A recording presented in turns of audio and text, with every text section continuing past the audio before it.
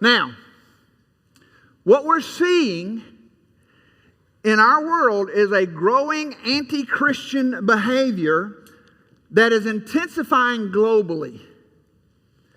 Anti-Semitism and anti-Christian are just two sides of the same coin. So you need to understand this. This growing anti-Semitism, on the other side of that coin, is anti-Christians.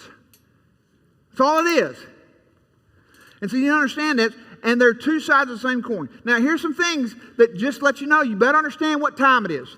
Israel is fixing to be at all-out war. I mean, it's fixing to go to war with Iran. Did y'all see Hezbollah? What they did? They fired on Israel.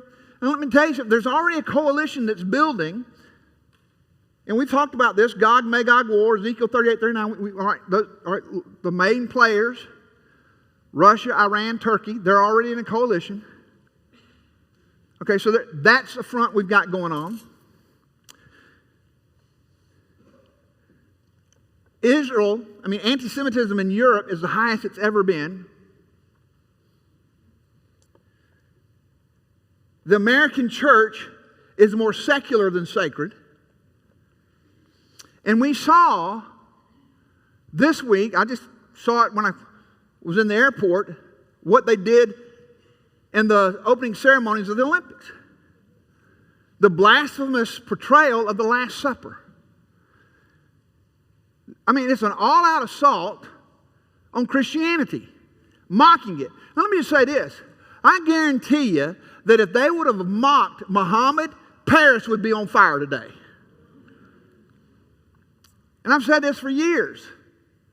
The LGBTQ community is the most militant and aggressive segment of society in the world. One of the leaders of the LGBT community said it didn't go far enough. So what does this mean? Better be watching. Better be watching. We are living in a world that's great. The next 6 months may be the most politically aggressive we've seen in the history of our country. And they're already showing their hand. President Biden's already talking about changing the Supreme Court makeup.